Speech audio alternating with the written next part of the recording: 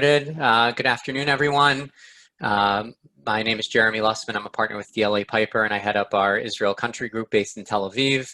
It's a pleasure to welcome you all here this afternoon or this morning from wherever you're joining us. It's a real privilege for us to be collaborating again and working so closely with our dear friends at Yigal Arnon, with Simon, with Tamar, with Noah.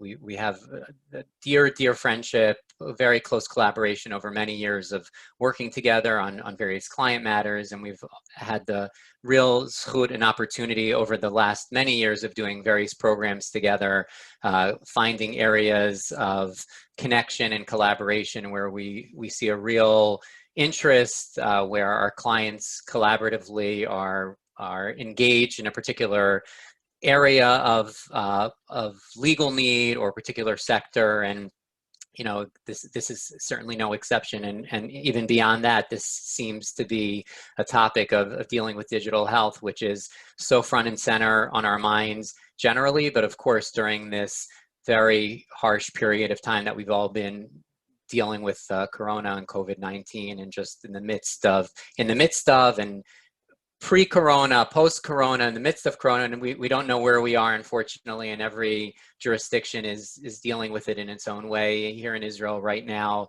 unfortunately, we're in a really hard time. The country just announced another lockdown that's going to be starting towards the end of the week for another 3 weeks, and so there's a lot of angst and a real hard feeling here this week. And I know, thankfully, in the States that in many areas and many jurisdictions, life seems to be slowly getting back to a little bit more of a normalized situation. We hope that that continues. But you know, the aspects of dealing with health in the midst of Corona and figuring out the right technologies and figuring out the right ways of bringing medicine and health to the patient in the world that we're in right now is, you know, couldn't be more sacred and crucial. And so this really is beyond the topic that should be dealt with front and center. And so we're privileged to welcome you all today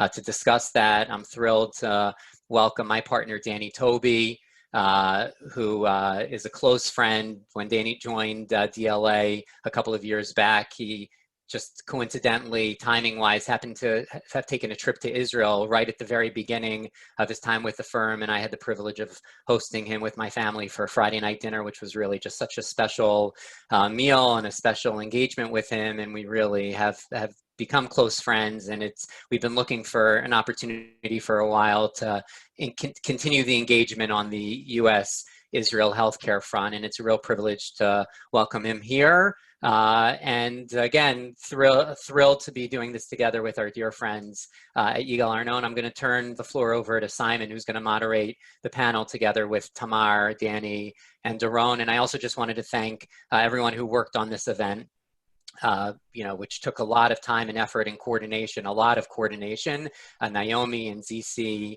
on our front, and Noah and her team on the Yigal Arnon front. Again, we don't take your efforts for granted, and we really appreciate it very much. So without further ado, Simon, I'll hand it over back to you. Thank you, Jeremy. Good afternoon or good morning, depending on where you're listening from. I'd like to take this opportunity to welcome you to our webinar on digital health trends during the Corona period.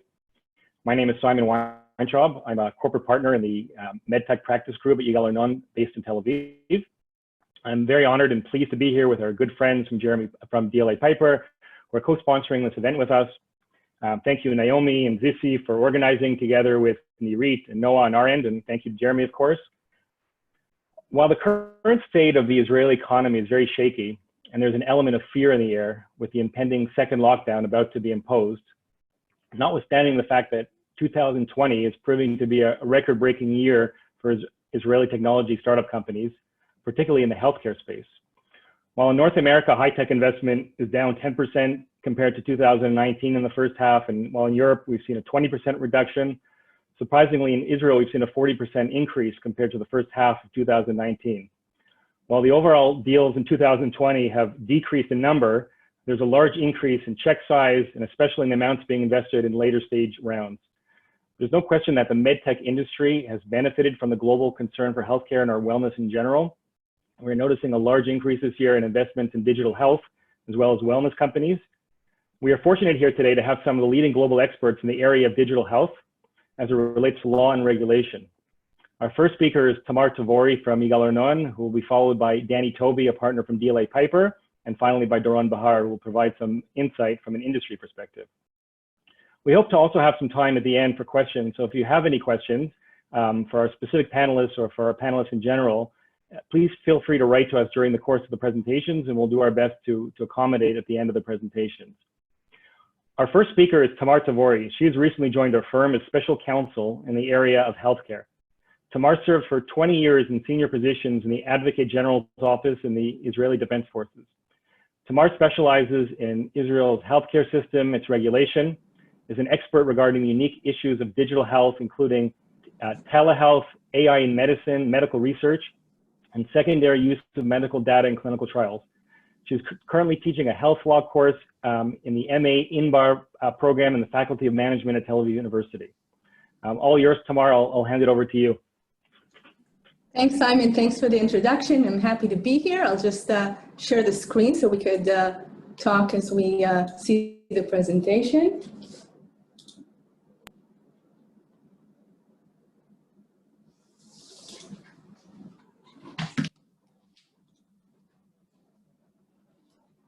Hello, everybody. I'm happy to be here and talk about artificial intelligence in medicine, and specifically about the legal aspect. It's a topic I'm very enthusiastic about. And I'd like to start with 2 or 3 examples of the power of artificial intelligence. And one I encountered recently was about the use of AI in critical care unit, where patients are being monitored, and the AI system managed to identify changes in their medical condition and alert the critical care unit staff and tell them just before they deteriorate. And another one that really helps in life-threatening situation was an AI system that goes over CT angiograms and identifies early signs of stroke, also alerting critical care unit and telling them once, or ER unit, and telling them when a patient really needs immediate health care. And I think that putting AI in such life-threatening situation shows and demonstrates really how AI promotes healthcare and better healthcare than we know it today. We also see it in day-to-day places where I think we never thought a computer can go before.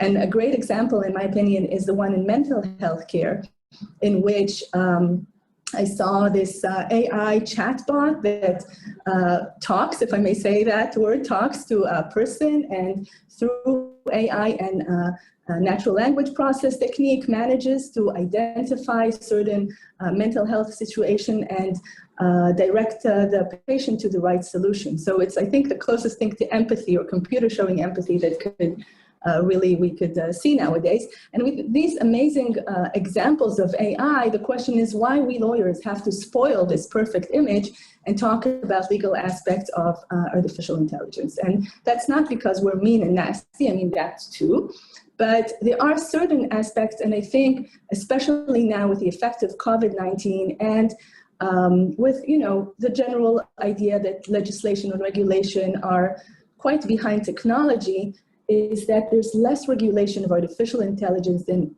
can be expected. And I think in time, we will see that it evolves and there will be more regulation. And I think we better prepare for it also from a business perspective, knowing where the products are heading to on the regulatory perspective.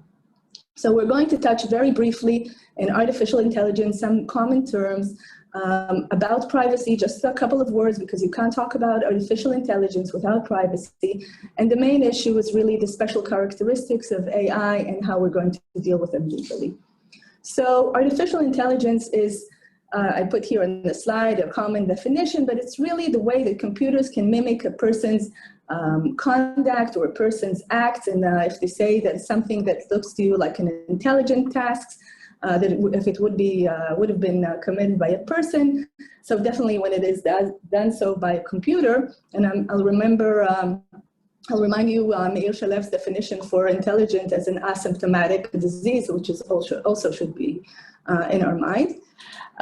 So artificial intelligence is mainly based on two main factors. One is computerized information, lots and lots of computerized digital health information. And I think we all know that Israel is very known to have that. And also, of course, very advanced algorithmic capabilities that were developed in the recent years. So with these two factors, artificial intelligence is going further. And here, just as a slide with some of the great AI examples from COVID-19 crisis demonstrated lately. It's from the OECD. We see here detecting the disease itself or the pandemics by checking, monitoring early signs, and treating better patients by identifying high-risk patients of COVID-19 and alerting them, or by just bettering the healthcare treatment itself. Of course, clinical trials, examinations of the virus and of the vaccines are heavily relying on AI tools. And so with all of that, the question is, again, with all of the good things that AI brings to our lives, why are we worried? So, and social scoring and the power of prediction is definitely stressed in this movie. So without being too pessimistic, we're going to check the main legal challenges of artificial intelligence. And the first one, as I mentioned, we'll really touch it briefly, is privacy. And privacy, I think, is a notion that everybody agrees on. No one thinks that you can live without. And if before in the past, privacy was, the right to be left alone. It was something of the state versus the person. You didn't want anyone to go into your house and see what you have there. Today, you don't need to get someone into your house. Your house will tell all about you because all of your bills, all of your appliances, everything you do is already Internet of Things, everything reports, and the things that are not reported automatically for efficiency, you might want to share yourself with your so-called friends or social networks. So really, I think the question is to be asked if there is a notion of privacy anymore. And my daughter, who always wants to upload videos to TikTok against my permission, argues that there isn't anymore. But I think that as privacy becomes more and more something that we worry about, people really discover the value of it. And when we have an AI product or AI development, we really need to see how to get to the information that we need. And medical information is something that has based on trust and medical confidentiality, I think is widely agreed to be the base of good medical treatment and, of course, of public health. And because of that, approaching medical health information, and I think in general, all the most intimate and difficult details of a person's life are there, I think it's understood that you need to find a way to do it in a way that keeps and guards his or her privacy. And really, the Ministry of Health in Israel issued guidance concerning secondary use of data, which in general words, I'll just say that it enables you two main pathways. One is to achieve person's consent, and the other is to go through a process of de-identification. I won't go through the details, but it's a really professional process with an approval of a statistician. So these are the two ways. And I'll also mention that also the idea of consent gets criticized a lot because nowadays digital consent is all over us. We all click, I agree, I agree. I just saw an article talking about how long does it take us to read terms of use or privacy policy, and it all ran, it's things that we all do and applications we all use in our day-to-day lives, and it was about a quarter of an hour till half an hour of readings. So I assume that we don't all read them. So these are the difficulties and challenges we had with privacy. But as I mentioned before, we want to focus a little more on the special characteristic of artificial intelligence. And here's a caricature that you can read, but in general it says artificial intelligence can make mistakes, and it might do so because historical data is not always perfect as we would like to think. And the main challenge, I think, is really the challenge of bias. A very known example is of Janet Hill, the wife of Steve Wozniak, a co-founder of Apple. When they issued a credit card of Apple and Goldman Sachs, she received 10% of the credit score that her husband received both had the same assets, same bank accounts, and the reason was supposed to be a problem with the algorithm. Of course, it's a sort of a gender bias. And another example that I saw like almost a year ago was published in Nature, and that was AI in medicine, when artificial intelligence was supposed to allocate healthcare patients to healthcare plans, and it allocated them in a way that cannot be called otherwise than systematically racist, and it actually did not refer Black patients as it did to white patients. And that was just almost a year ago in the US after the system was deployed in many hospitals. So we see there's a problem, and also it doesn't have to be a problem of discrimination. It could be just a mistake or a faulty assumption.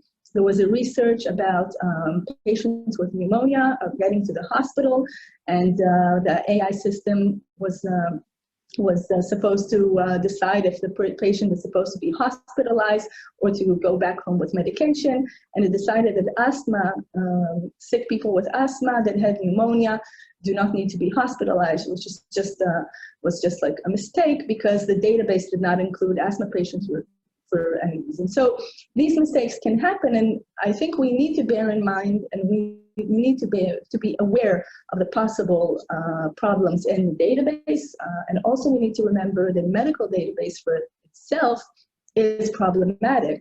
We all know that from a gender perspective, medical research was based on male physiques and ignoring somewhat the special characteristic of women's physiology and health.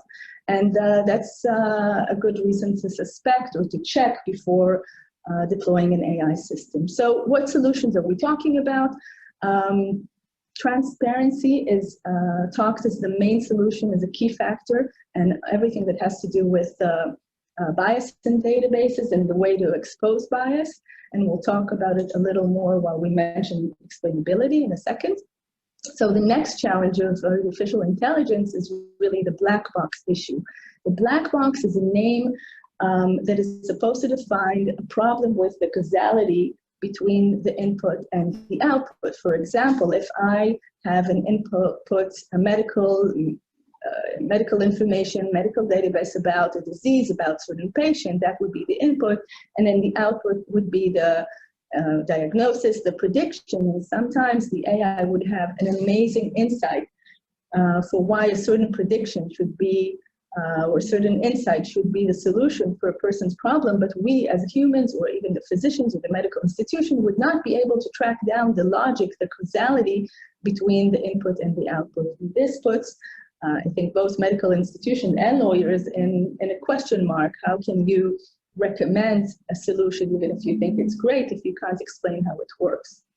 And just to make things a little more complicated, so when the algorithm is a learning algorithm and it keeps changing, it might even change in the process, it might change the answer to the question because it keeps learning and it keeps evolving. So that is also a thing to be wondering about. And the solution we talk about, when we talk about explainable AI, which is something that appears a lot nowadays in writing, I think we talk about algorithmic explainability and algorithmic explanation of the artificial intelligence to be able to write the explanation, to document it, to explain it. And I don't know about you, the non-engineers among you, but me, when someone explains me about an algorithm, I don't understand much as a lawyer. So I think it is clear that there will be some level of explaining that will be very professional, very algorithmic, that developers and experts outside of the company, maybe of the regulator, will be able to examine, and by this find out more about the causality or even identify bias. And there will be another type of explanation that will be for plain users, for patients, for more common people. Another thing they talk about is supervision and monitoring, because it is clear that in such a situation, you cannot just let the AI work on its own.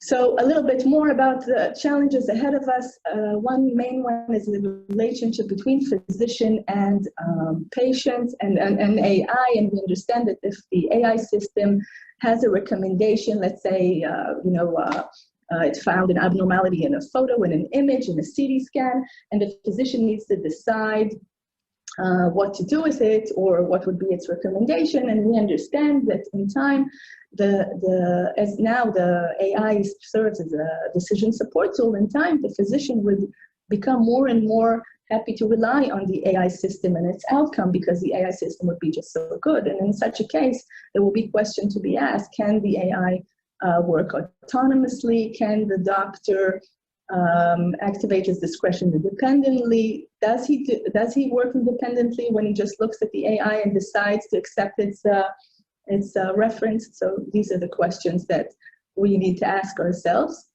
And just towards the end, to mention an important issue that we're all talking about nowadays is really the question of regulation.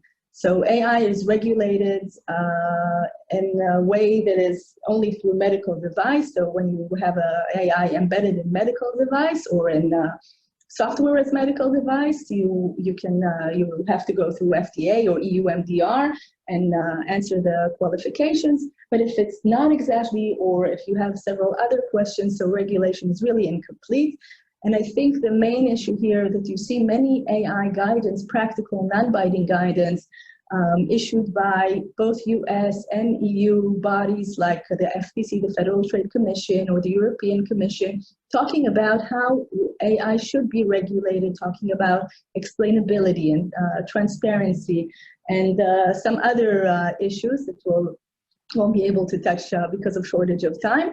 And this is something that I think that as long as it's out there as guidance, even if it's practical and non-binding and non-directly relates to medicine, we will have to, or we will see it coming by to medical regulation. And for last point, I will just mention that AI system really challenges the traditional legal definition of liability and tort law, the terms that we lawyers are used to talk about, causality and predictability, or the reasonable physician. They are all with great question marks once AI system is in the picture. And these are all challenges that we will all have to deal with. And as for the last sentence, I will say, like someone famous once said, with great power comes great responsibility, and we really have to prepare ourselves for challenges in the way. So thank you very much. Thank you very much, Tamar, for that really, really interesting talk. Our second speaker is Danny Toby, a partner from the Dallas office of DLA Piper. Danny Toby is a medical doctor and software entrepreneur who represents life science technology and healthcare clients in a variety of regulatory and litigation matters. In 2019, Danny received the Burden Award from the Library of Congress, recognizing the best of the best writers in the legal profession among the nation's top 1,000 largest law firms. Danny is a graduate of Harvard College, Yale Law School, and UT Southwestern Medical School. Danny advised the American Medical Association on its 2019 policy on AI and medical liability, and was invited to present at the inaugural AI Ethics and Society Conference sponsored by Google and IBM. He has co-chaired the Judiciary Committee and the Membership and Admissions Committee of the Dallas Bar Association, and sits on the governing council of its business litigation section. Danny previously served on the executive committee of the Yale Law School. All yours, Danny. Thank you, Simon. Thank you for that very overly kind introduction. Tamara, thank you for a fascinating speech on AI and the law, an area that I know you and I both have a lot of interest in, and look forward to working with you for years to come on that topic as it evolves. Jeremy, thank you for reminding me of that wonderful experience of staying at your home for Shabbat 2 years ago. To all my friends in Israel, I was actually supposed to be there again this month. So obviously that will not be happening, but I will look forward to better times ahead where we can all be in the same room together doing this the old-fashioned way. But for now we have Zoom, and that's not a terrible segue to the topic, which I will be talking about, which is the trends in the US healthcare market as a result of COVID-19. And I will switch to share my screen. Let's see.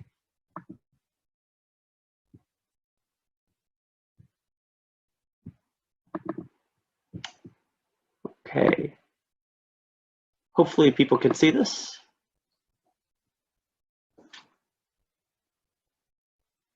Someone will tell me if not, perhaps, but can you see the slides changing? Yeah, we can see it. Yes, yes, Great. we can see. Okay, terrific.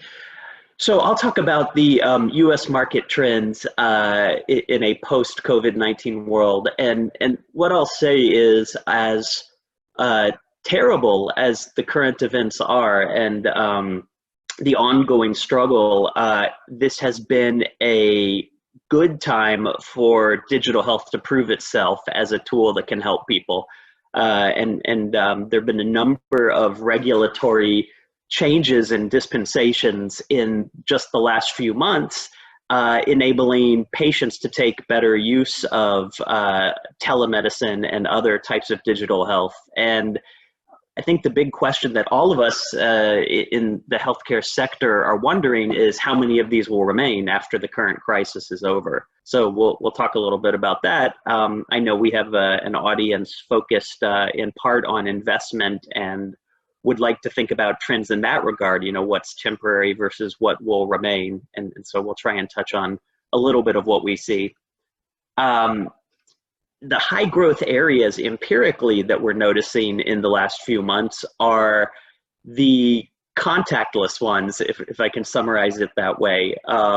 So we are seeing much focus on behavioral health, dermatology, opioid addiction and treatment, facility-based care, that one's a little counterintuitive, but we'll talk about it, rural care, and home health or post-acute care. Now, this list is empirical, so it's a bit of a mishmash of causes. Some of them, you can see why they might be areas of high value right now. Dermatology, for example, is something that translates more easily to telemedicine and digital health than, say, something like surgery or internal medicine, where either hands-on patients or large diagnostic imaging modalities like X-ray or MRI or CT scan are a necessary part of the process. If you're looking at what to cancel and what to keep in terms of elective healthcare, dermatology is something where you can snap a picture and send it off to your doctor without ever having to go out into the world. So we're seeing a lot of emphasis on that and other areas where you can make contactless sort of start to stop of the encounter in many respects. Opioid addiction and treatment, that is a pre-COVID trend that we see continuing. Some of the supportive care and things can occur through telemedicine and telehealth and continue on. Facility-based care, this is a pre-COVID trend, obviously, but with the shock to the system for nursing homes, where people are no longer to visit in nursing homes, and we're seeing people being separated from families, there is an increased interest on what do our facility-based care options look like, the quality of care, and how you can interact with your loved ones who are in those places when you are not physically able to go and visit them on a day-to-day basis. Rural care is of interest. The boon in telemedicine, which I'll talk about a little bit in the wake of COVID, has expanded access to care in a number of ways, particularly in reaching people who otherwise are separated from city centers and major metropolitan health systems. And then home health and post-acute care, one-on-one home health visits. That is an ongoing trend in the United States that continues to be a growth area that we see.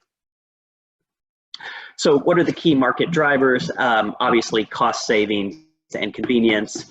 Provider shortages in the United States continue to be a driver as the economics of healthcare have changed, not just with COVID, but before COVID. Fewer and fewer people go to medical school. Many of them focus on remunerative areas that are hyper-specialized. So what we're seeing is a real crunch on access to especially primary care support for patients, and long wait lists. Many other providers are switching to what we call concierge care, which is I'm sure most of you know this already, but for those who haven't heard that phrase, it is a pay-for-play system that takes open private practices and makes them a annual fee or monthly fee model, which allows the physician to shrink the size of the patient practice and spend more time and give more focused attention to a smaller pool of patients. That's also contributing to a provider shortage. I think if you talk to your friends in the United States, most of them now may have had the experience, or many of them may have had the experience of getting that letter from their longtime primary care doctor saying, I'm converting to a concierge practice. Would you like to be in, or would you like to find someone new? Regulatory shifts, obviously most dramatically in the recent wake of COVID, but there have been a number of waivers and other changes that have loosened up regulations around digital health. I won't go through all of them, but for those of you who would like to hear just a couple examples, CMS, our Centers for Medicare and Medicaid Services, which deal with reimbursement in the United States and to providers, recently announced that there would be parity in reimbursements and payments between in-person visits and digital telehealth visits. And that is for all diagnoses, not just COVID-related diagnoses. There have been other dispensations, including a physician need not be licensed in the same state as the patient in order to provide a telehealth service. So those sorts of loosening of prior regulation have led to an explosion of telehealth services and also market entrants. And we all, those of us who monitor this, wonder, once these interstate physician-patient relationships are formed, will CMS really tighten or take those away after this is over? In some cases, may be harder to do than others. So we think some of these may be long-term changes in access to care. At least we're hopeful. And then, of course, coronavirus itself and social distancing are driving contactless and digital and remote services of all types in healthcare. So text-heavy slide, but I'll just take you through a high level of it. This crisis has highlighted the importance of patient access. It's made an already challenging environment for patient access to care even more challenging. As you know, hospitals in the United States have had during the crisis to pull back on elective medical procedures. Many people have postponed annual or regularly scheduled but highly important procedures like colonoscopies and mammography, so important screening and detection. That is both a loss of revenue for the healthcare system that's at the same time spending a lot of funds trying to treat COVID. It also foretells a coming glut of more urgent cases as people present with, unfortunately, higher stage disease for things that weren't screened or detected earlier on. So American Medical Association, many other provider groups are very laser focused on mitigating that unfortunate secondary effect of COVID. We have seen in the United States, and I think around the world, that there is intrinsic bias and systemic bias all throughout the healthcare system, and that has been magnified in a way that's made it indisputable and hard to overlook across economic and racial and other socioeconomic lines in disparate impact of COVID on minority and lower income populations. So I think that we will see an increased emphasis on equity and access to care in the United States. Obviously, we have a big election coming up, and so there's uncertainty about that, but depending on which way that goes, there will be more attention on access and parity in healthcare.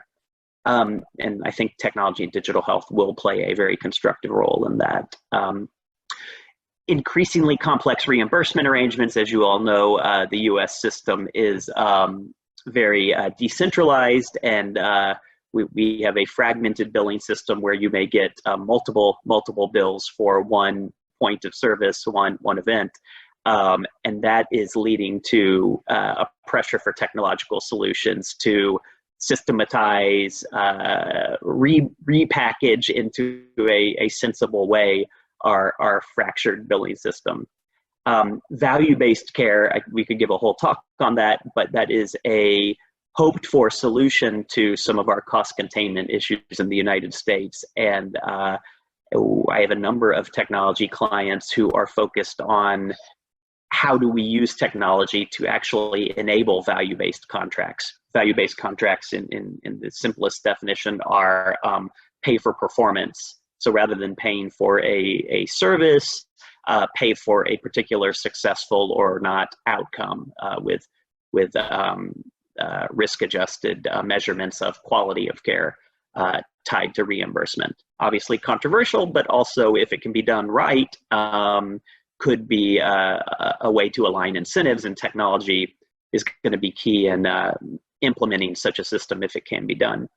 And then the last major trend that I think all people watching the US healthcare market should be aware of, or at least that we can talk about today in the time we have, is the consumer shift. The expectation that, like almost every other sector of the US economy, patients should be informed. They should have pricing transparency.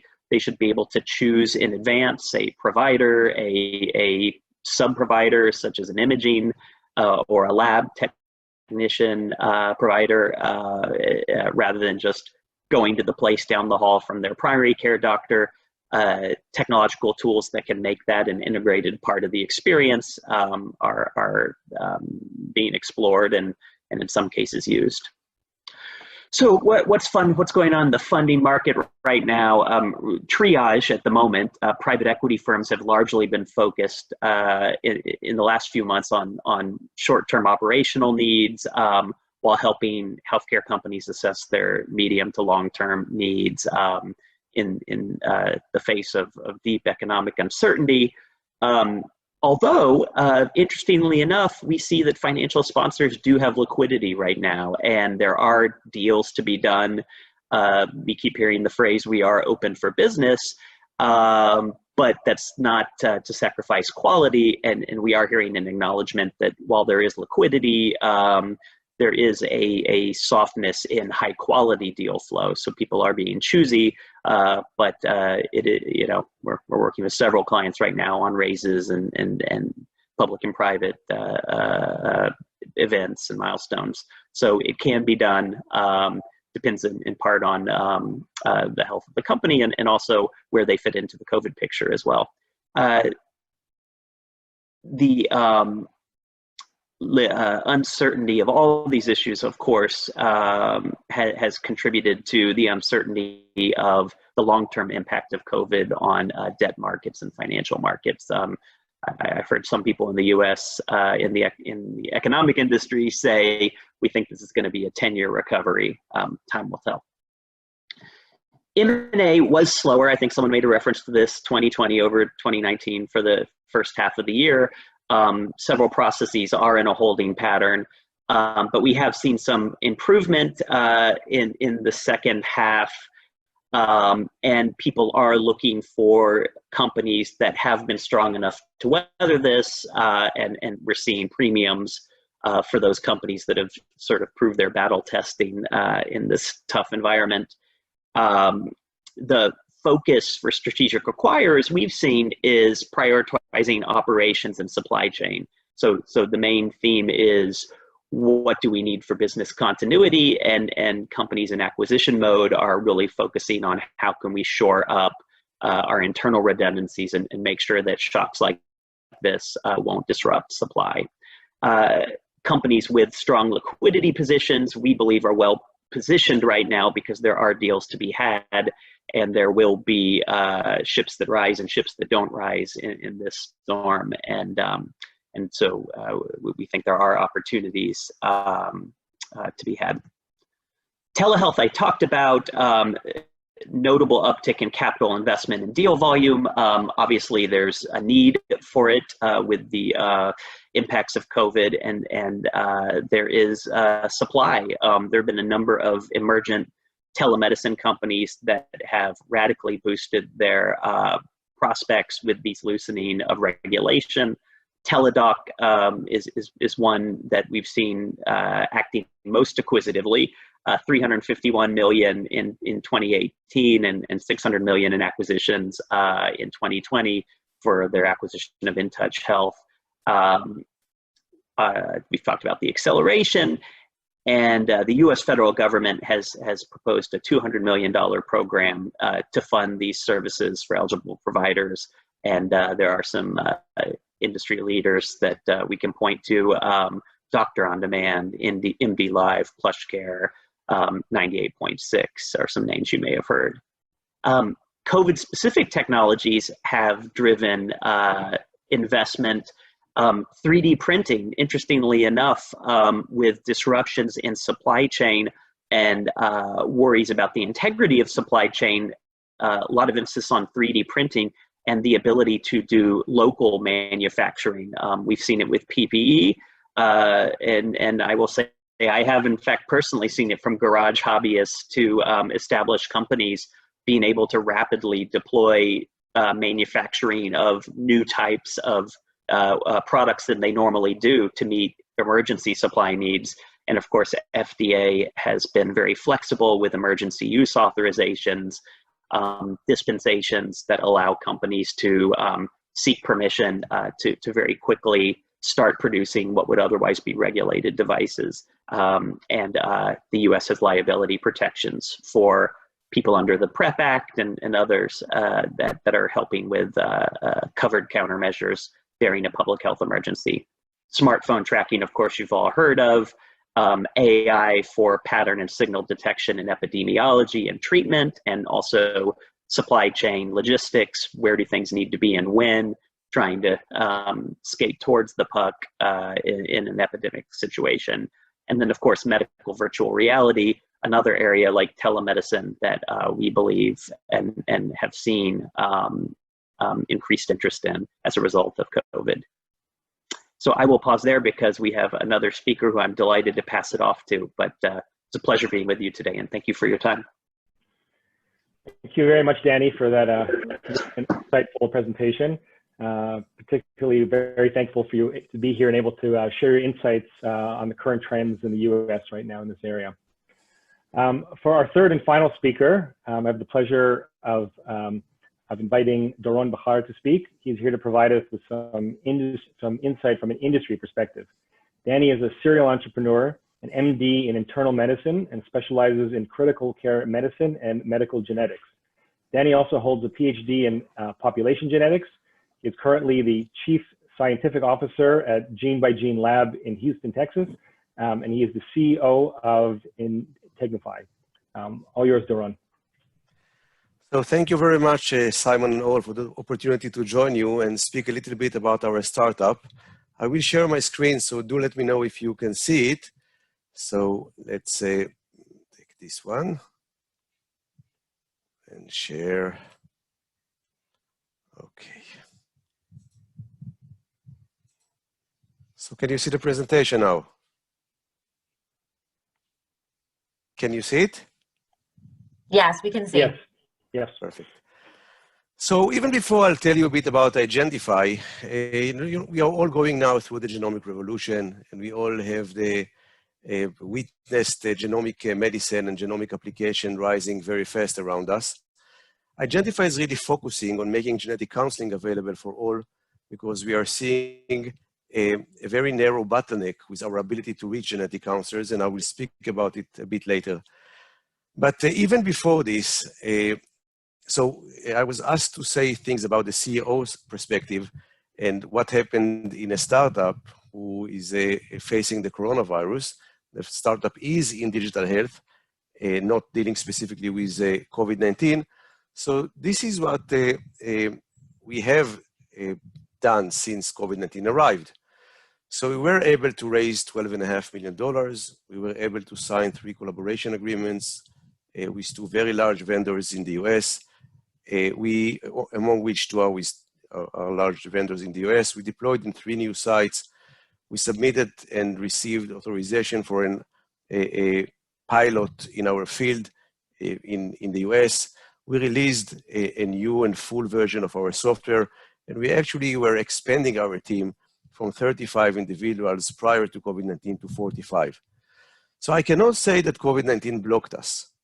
I can certainly say that even some good things have happened, but naturally one has to also ask what we have not been doing since COVID-19 started, to be very realistic.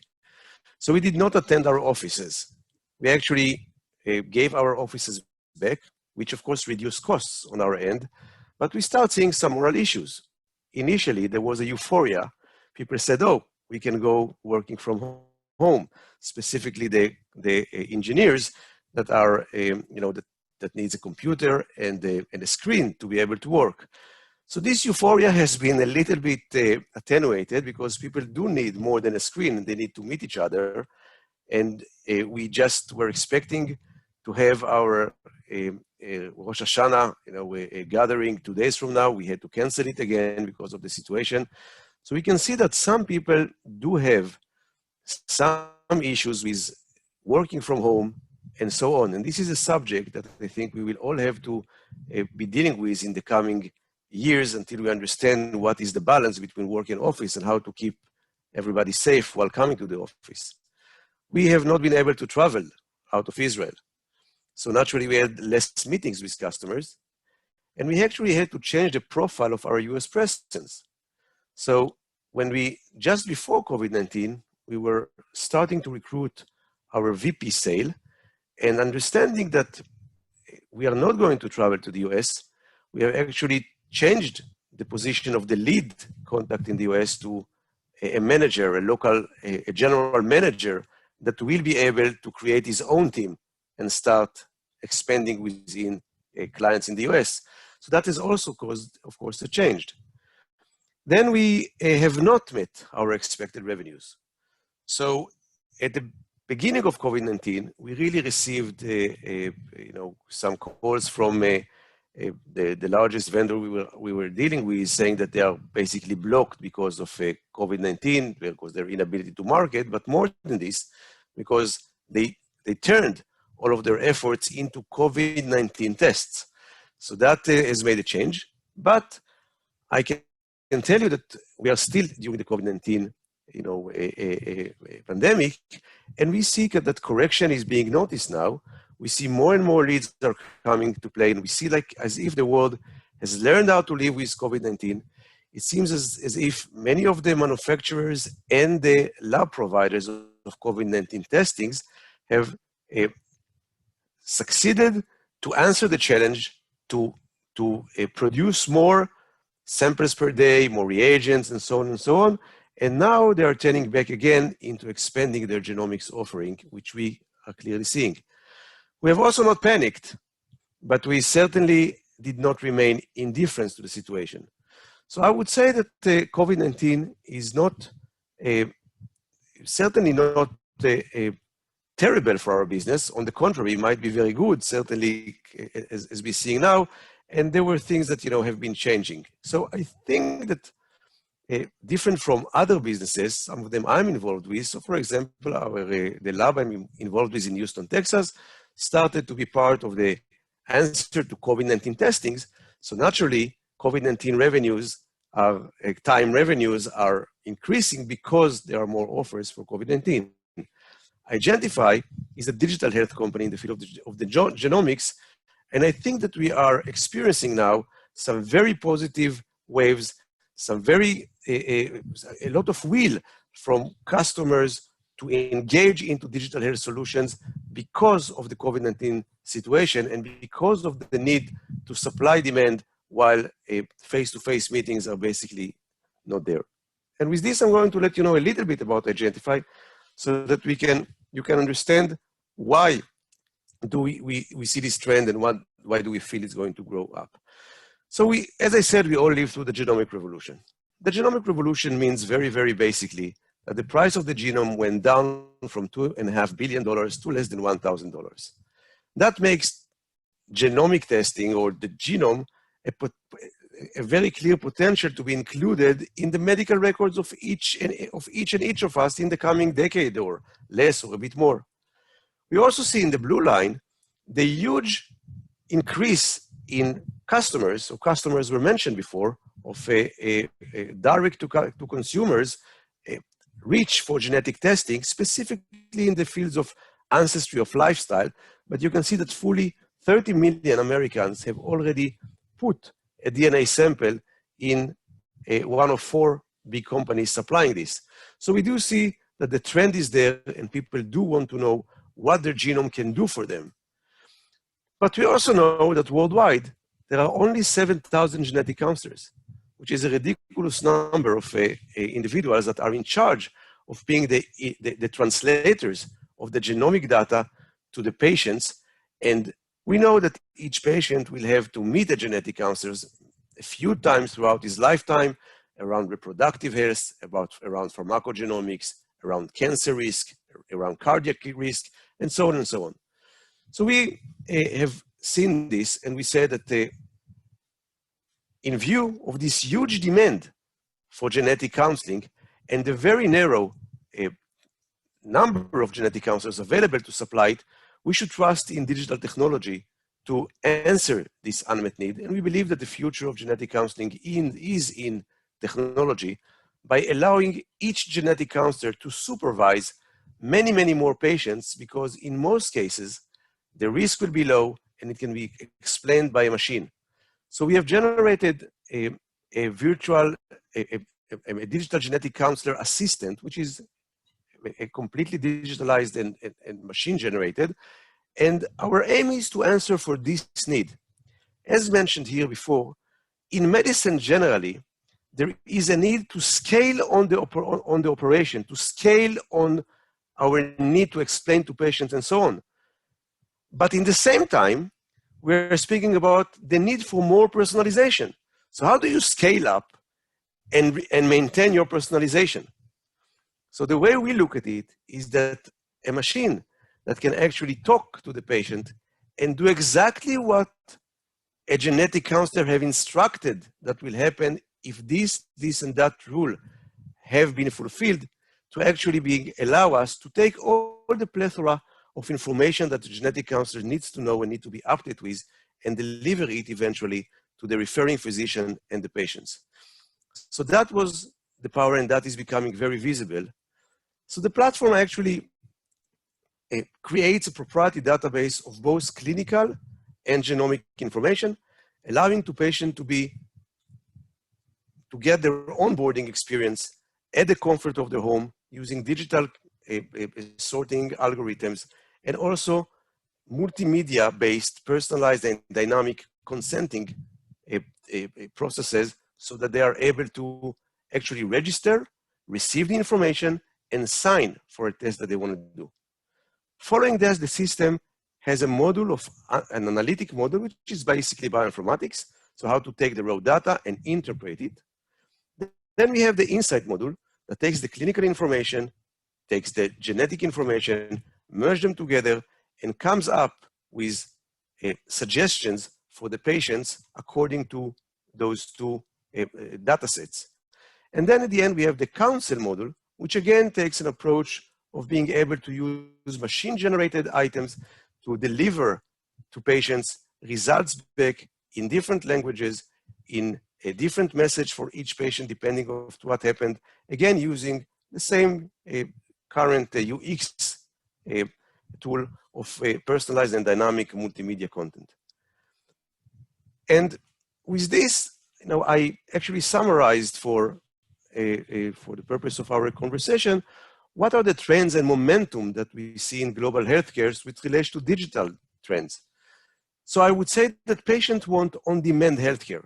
They don't want to wait 3 months for an appointment with a genetic counseling, certainly not a year, which is many times the case. They want it on demand. They request personalization. They request to know what does it mean for me. Naturally, big data analytics has been discussed here, And that is a big part of healthcare today, because we can learn from the big data to improve our healthcare status and our offering to patients. Then we think that machine-generated patient counseling to support scale-up is key. Many people forget that when the average age of the population is increasing from 70 to 75, there's 3 times more need for medical assistance.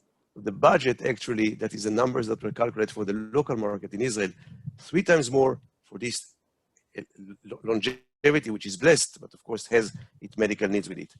Then we think that precision and preventive healthcare are becoming more and more important. Naturally, genomic medicine is a pillar to both of them, because we can learn from our genome on our risk for cancer, for example, and take action measures to prevent it. And naturally, in the end, AI usage to accelerate discovery and improve accuracy of giving answers to patients is, of course, a key component to digital health. So I would summarize that overall, we at Agentify actually feel very encouraged with the trends and momentum of digital health due to the COVID-19, despite not being directly at the COVID-19 scene.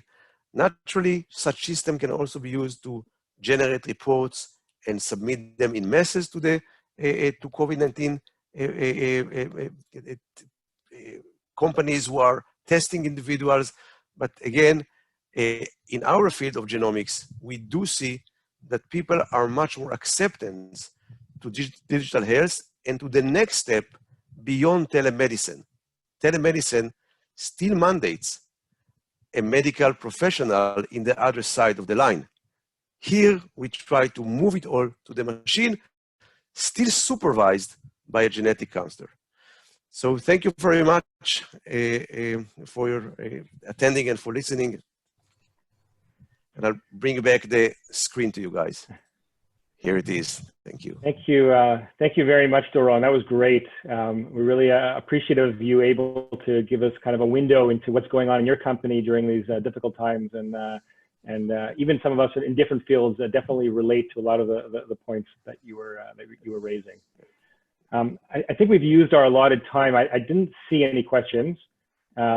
So I guess if anybody has any questions, you can certainly get in touch with us or the folks at DLA, and we'll be happy to, to direct your questions to wherever you want them.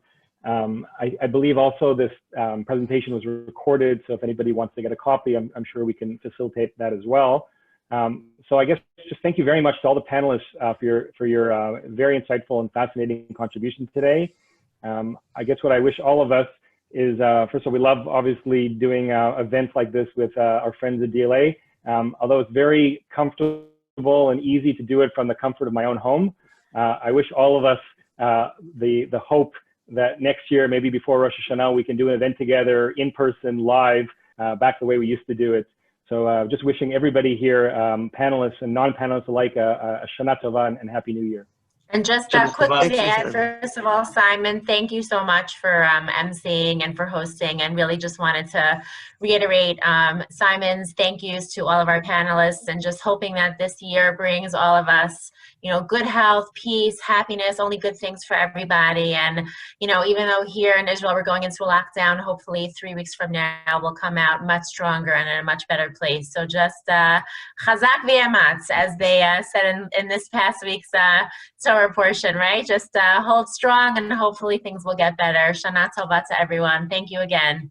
Thank you. Shana Tova. Thank Bye, everyone. you. Bye. Shana Tova. Bye. Cheers.